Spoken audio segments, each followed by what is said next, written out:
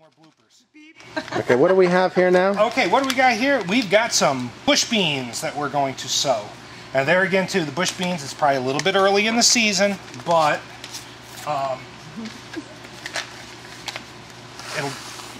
there's still plenty of time for these guys to grow, and we can always upsize the pots. Figure, you know, there again too, they're a little bit larger seed. We'll basically be doing like 2 per pot on these. Yeah. Oh, I didn't know you were right. But it's okay. 3 for that one. Now, when you're watering these as they grow, how often should you water these each day? As often as they get dry. There is Dry is bad, right? Dry is bad. Yep. There is no magic solution. You know, it's kind of like. You want them to dry out though, not a continuous wet. Yeah. The question kind of goes: how often do you feed a baby? As often as they're hungry. Whenever they're dry, you water them. You know, some days there's high humidity; they don't dry out nearly as fast. Other days it's very dry, and they will tend to dry out every few hours. So how far below the surface of the soil do you put those seeds? Inch, inch and a half? I'm going an inch. Next we're going to do up some beets, and we're using, because they're a root crop, we're actually going to use these bigger cell packs here. And we're going to end up only putting actually 1 seed per cell pack, because because it's a root crop, it needs to expand out. Unlike some of the other stuff where we were putting 2 or 3 seeds to a plug, or to one of the individual peat pots, the beets we're just going to put onesies. What you're saying is the beets actually grow below the ground level. They grow below the ground surface. A lot of people will cook up beet greens. Beet greens can be used just like collard greens and mustard greens. It tastes really good in salad. You know, Swiss chard, things like that. But the beets themselves are very high. They're very sweet.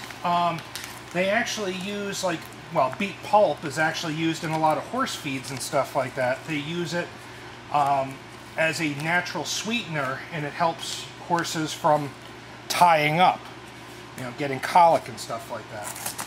I have no idea if that correlates into anything about, babies not getting colic, so I won't go there. But anyhow, what do you got? Oh, you got the beets. Oh, okay. I didn't know you have beet seeds here. Let me zoom up on those. Yep. Yeah, and just that's one beet per seeds. cell. 1 per cell on the beets.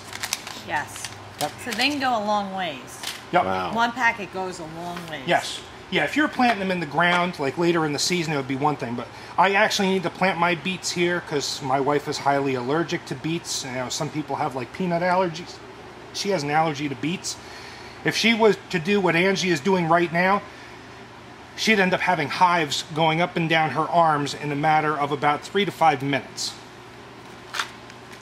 Now, some of the other uses for the beet, besides its sweetness content, the actual beet juice can actually be used as a natural dye for clothing. It's one of these things, your natural dyes will eventually wash out, and tend to fade a little bit more than your commercial dyes. But there are a lot of products now that are coming out, like shirts that are basically, made with all natural organic cotton, and they're being dyed now with natural dyes. A lot of blue shirts and stuff like that you find are actually being dyed with indigo again, which is a plant that is grown in more southern climates. But the beets, the red of the beet, and just about anyone can tell you, you get some beet juice on a shirt and it's stained for a long time. Even your skin. Yeah, even your skin. But the beet juice can actually be used as a natural dye and coloring. It can be used as a food coloring, just very small amounts.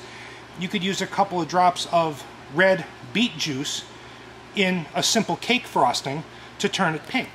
So it looks like that bale of ProMix goes a really long ways. Yeah. Now, this bale of ProMix, currently it's about 70 degrees outside. It's been warm this past week. It's been warming up considerably. This in the middle is still frozen.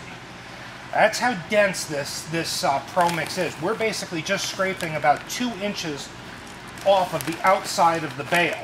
So I mean, we practically use nothing out of this bale because it's a compressed bale, and as we go along, we're loosening up that compression. It's a lot like, you know, everyone's familiar with like how compressed a bale of peat moss is. Well, this has a very high peat moss content to it, and it has a compression factor very similar to peat moss. They compress these bales right down, so you actually get quite a large quantity out of one bale.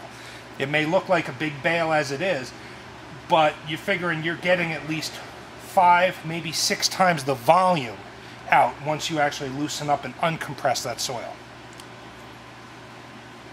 So compared to buying small bags of seed starting mix, if you plan on starting your whole garden from seed, it's actually less expensive to buy it in the large bale. It's much less expensive. A large bale like this runs, we sell them here, they're $32.99.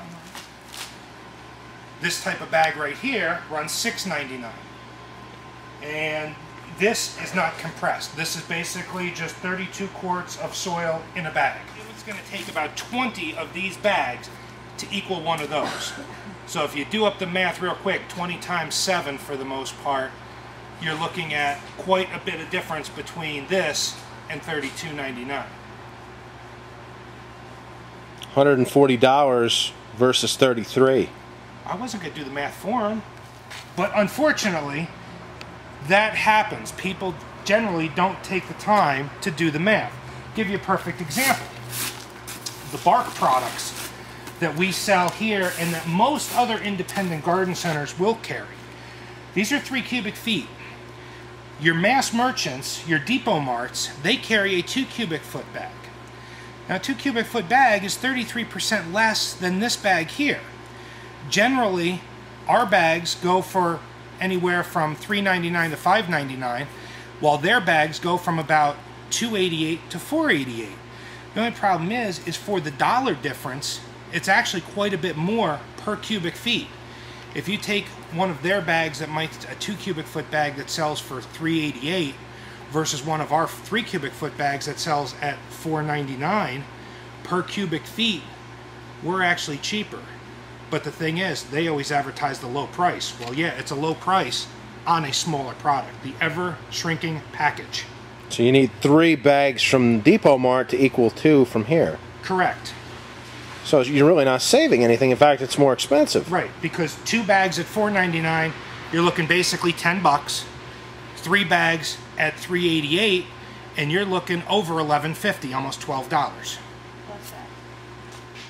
Yesterday, Angie and our efficiency expert unloaded some pots. Here's some of the big ones coming in now because pretty soon we've got trees, we've got shrubs, and we've got berry bushes that we'll be doing. Now when those arrive, those are usually bare root, correct? Yes.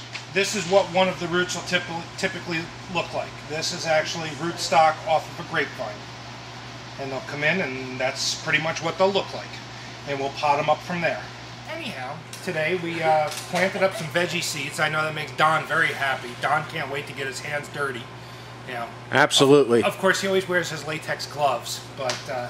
Hey, hold on here 1 second. No latex there, baby. Hold it. Hold it. Is there any dirt under those nails? You know it. There's no nails to get dirt under. Yeah, okay. Well, that's just it. You look at one of these claws, you know. There's dirt in there. And look at Angie's claws. And she really got claws. The only way you will motivate me to come into the greenhouse and mix soil in a bin is if we are planting edibles. Edibles, huh? Edibles? Yep. No, like trees? Not like that? Yeah. Well, that's just it. Hopefully the trees and the shrubs and the berry bushes will be in soon. Hopefully we'll be able to get down to our local grower for a quick little field trip to check out a real professional growing operation. We're on the retail scale. They're on a major wholesale scale. They supply garden centers and greenhouses throughout the Northeast. Well, but the bottom line is starting your own little victory garden at home from our heirloom seeds is not a big deal. It's very easy to do. It's very easy to do.